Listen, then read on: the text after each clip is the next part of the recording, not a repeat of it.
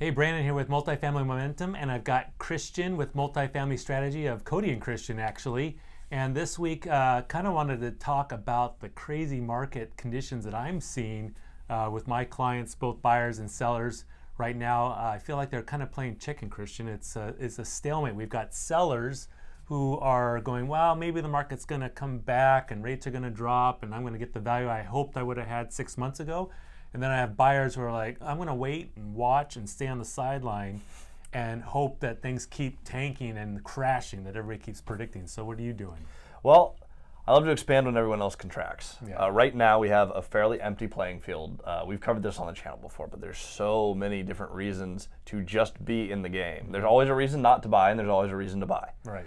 And if you're always riding the fence and you're always looking for, okay, well, what is the ideal time to jump in? You're never going to buy real estate. Right. When the market's doing really well, you're going to be like, oh my gosh, it's at its peak, it's too high, we're not going to buy. When the market's doing bad, wow, real estate's really hard right now. Right now, interest rates are high. It's driving prices down a little bit. And just a little bit, not a whole lot. Right. But it's like, I guarantee you, if you buy right now and interest rates drop, prices are going to skyrocket right back up. And I get the frustration on the sellers, right? But the buyers, for the last 2 years, were complaining about over asking, waiving inspections, guaranteeing appraisals, and like this insanity's got to stop. Well, now it's stopped, and now buyers are still waiting to want. But Brandon, interest rates are too high. Oh, there's always a reason not to buy. Yeah. Just get out there and do it. These are one of my favorite times to play the game right now because there's so many people who are waiting on the sideline. Less competition. And it happens in every market change. Mm-hmm. Stuff changes, people freeze. While everyone else is frozen, that's usually when Cody and I go out and do our thing. People have been saying the market's too high. I remember in 2015 when I was trying to get into investing, I was looking at Coeur d'Alene, Idaho. And I talked to a lender there.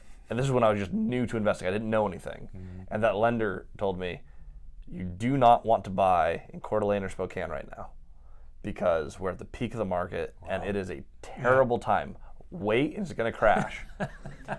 If you owned in Spokane, Post Falls, Idaho, Coeur d'Alene, and you held over the last 5 years, you have doubled your investment. Yes. Just phenomenal market. However, I didn't have the confidence I needed to say, hey, I actually believe in my analysis, I'm going to move forward. So the biggest thing that I can recommend is get educated quickly, get in a group of investors, whether that's a meetup, a mentorship group, mm-hmm. But do something beyond just taking online classes. And I say that as someone who has an online class. Go beyond the education thing. Get in a group of people who are actually applying principles and buying real estate. Mm-hmm. This is the time to do it because I think you have a phenomenal opportunity where institutional money and a lot of your bigger players are waiting to see what happens. Right. And proof is in the inventory that's moving. I do a video every week, Christian, of everything that's closed in the last 7 days. And things are still selling. Things are still. So what are those buyers doing, right?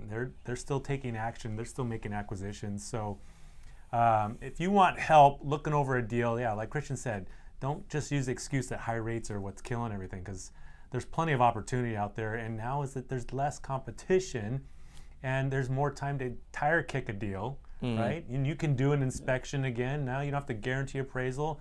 We can throw out low ball offers. It doesn't bother me at all.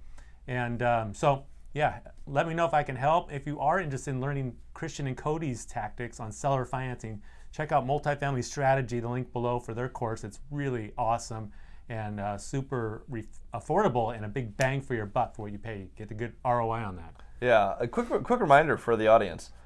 In every market, a good deal is a good deal.